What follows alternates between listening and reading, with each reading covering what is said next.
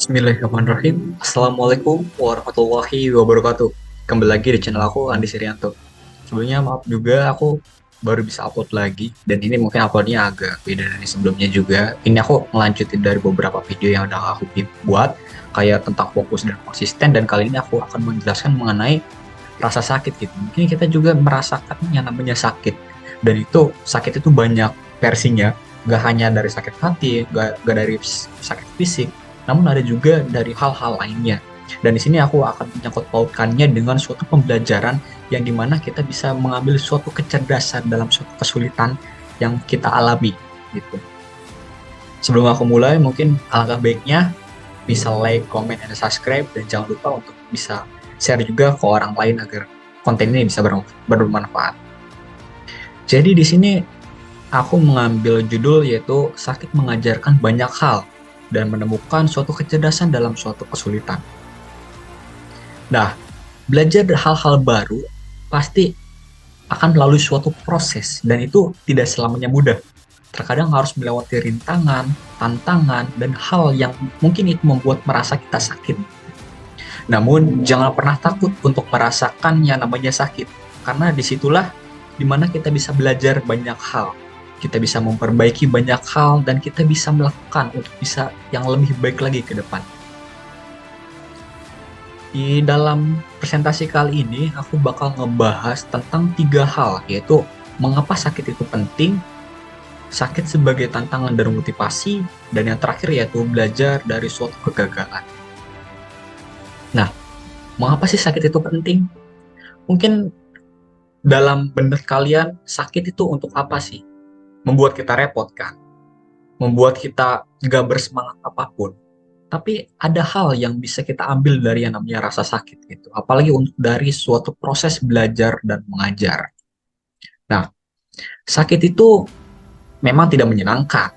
Namun kita harus menyadari bahwa rasa sakit itu merupakan salah satu bagian dari suatu proses belajar dan mengajarkan hal-hal baru. Dalam banyak kasus, rasa sakit ini dapat menjadi pengingat yang kuat untuk kita bisa berusaha lagi dan tidak mudah menyerah. Dalam konteks belajar, sebagai kita sebagai pelajar gitu, rasa sakit ini seringkali dihubungkan dengan kegagalan. Namun ketika kita mampu menghadapi rasa sakit tersebut dengan bijak, kita bisa belajar dari kegagalan tersebut. Dan juga bisa memperbaiki diri ke depannya agar tidak mengulangi kesalahan yang sama. Rasa sakit juga dapat membuat kita itu lebih tangguh, kita itu siap menghadapi tantangan yang lebih besar di masa yang akan datang. Sehingga rasa sakit ini kenapa penting? Itulah rasa sakit. Jadi kalau di saat kita sakit, kita jangan mikirnya, wah kita kok sakit gitu, kita kenapa nggak kayak orang lain bisa selalu sehat dan sebagainya. Memang semua orang pengen yang namanya sehat, namun ada masanya di mana seseorang memiliki daya tahan tubuh ataupun hal-hal lainnya yang membuat mereka sakit, baik itu secara verbal maupun non-verbal. Dan itu kita harus bisa mengambil suatu hikmahnya. Kan di dalam hadis ataupun Al-Quran gitu kan dijelaskan sakit itu memang menghapus segala dosa-dosa. Dan di saat Allah menghapus segala dosa-dosa, nah di situ kita bisa mengambil suatu pembelajaran agar kita itu bisa mengambil hal-hal positif dari yang namanya rasa sakit. Apalagi dari suatu proses belajar mengajar, yaitu ketika kita gagal ataupun kita tidak bisa mencapai suatu hal yang kita inginkan, itu memang sakit, tapi kita bisa belajar untuk kedepannya bisa lebih baik lagi. Nah, kemudian di sini sakit itu sebagai tantangan dan motivasi. Jadi, yang namanya rasa sakit itu menjadi sebuah tantangan, menjadi sebuah motivasi di mana kita bisa terus untuk bisa belajar menjadi lebih baik lagi. Banyak hal yang kita alami yang mungkin itu hal-hal baru akan merasa sulit lah, dan kita pasti akan merasa sakit. Contohnya kayak aku belajar waktu itu main egrang. Mungkin kalian kalau pengen tahu egrang bisa di search aja gitu. Egrang itu kayak bambu. Itu salah satu olahraga tradisional juga, egrang, dimana dalam satu hari aku belajar sendiri, dan di situ aku merasakan sakit di mana kaki aku sampai berdarah, tapi aku nggak ada yang namanya menyerah, terus mencoba, dan setelah beberapa jam kemudian mulai bisa, dan itu aku mendapatkan kepuasan sendiri dari hal tersebut. Dari hal suatu pembelajaran juga, misalkan kita tidak bisa mencapai apa yang kita inginkan. Ibarat kata, dalam konteks kita itu pengen ke perguruan tinggi negeri yang kita inginkan. Ibarat kata pengen ke PTNA. Kita nggak bisa ke PTNA gitu. Nah, itu jangan pernah menyerah. Karena mimpi itu sudah kita buat, yang perlu kita ubah dan terus kita lakukan dan kita upgrade setiap harinya yaitu strateginya. Sama sebelum di video yang aku jelaskan. Jadi, mimpi itu lebih baik terus menjadi mimpi, menjadi visi ke depannya yang tidak perlu dan tidak usah diubah.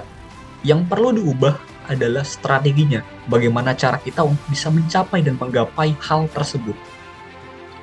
Intinya, jangan pernah menyerah dan teruslah mencoba dengan cara yang berbeda-beda, sehingga nanti akhirnya bisa mencapai hal tersebut yang kita inginkan. Di sini yang terakhir yaitu belajar dari kegagalan.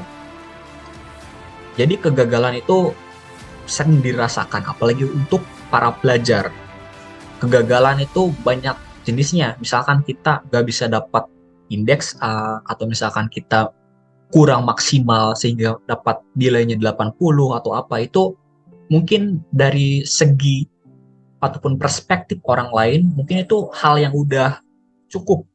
Tapi jika dari diri kita sendiri sudah mematok suatu standar, itu mungkin merasakan kegagalan tersendiri lah. Intinya kegagalan itu bukanlah akhir dari segalanya, melainkan awal dari sebuah pembelajaran. Di saat kita gagal, kedepannya maka kita bisa melakukan hal yang lebih baik lagi. Ketika kita gagal juga, kita bisa mulai mengevaluasi kesalahan-kesalahan yang sudah kita lakukan dan mencari tahu bagaimana kita itu dapat memperbaiki hal yang sudah terjadi di masa lalu gitu. Jadi kita pada saat di masa depan, kita akan bisa lebih baik lagi.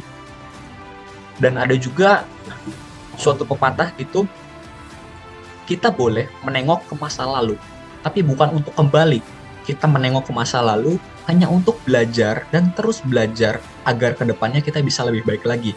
Karena ketika kita melihat ke masa lalu, apalagi itu masa lalunya agak buruk, itu kita nggak akan mungkin dong kita mau menjadi buruk lagi di masa depan gitu. Tapi kalau misalkan di masa lalu emang udah baik, nah itu bisa dijadikan suatu pembelajaran juga bahwa kedepannya aku harus bisa lebih baik dari masa yang sebelumnya. Sehingga yang namanya rasa sakit itu sangat diperlukan, terutama bagi kita seorang pelajar. Belajar pasti merasakan kegagalan, belajar pasti merasakan sakit, dan hal sebagainya. Dan itu aku rasakan juga selama aku sekolah, selama aku berkuliah saat ini, aku merasakan kegagalan, sering merasakan sakit, dan itu aku jadikan suatu pembelajaran dan motivasi untuk diri aku sendiri agar kedepannya bisa lebih baik lagi. Jadi mungkin itu aja video singkat dari aku mengenai rasa sakit yang bisa kita ambil suatu pembelajaran, terutama kita sebagai seorang pelajar di Indonesia. Jangan pernah lemah terhadap sesuatu hal, tapi jadikanlah suatu hal yang lemah itu untuk menjadi suatu pembelajaran ke depannya, agar kita bisa jadi lebih baik lagi. Gagal bukanlah segalanya. Sakit bukanlah hal yang perlu kita takuti, tapi itu adalah suatu proses di mana kita bisa menjadi lebih baik lagi. Mungkin itu aja yang bisa aku jelaskan. Jika ada suatu pertanyaan, bisa langsung tanyakan saja di kolom chat atau bisa langsung ke Instagram ataupun media sosial aku lainnya. Kurang lebihnya mohon maaf. Wabillahi taufiq wal hidayah. Wassalamualaikum warahmatullahi wabarakatuh.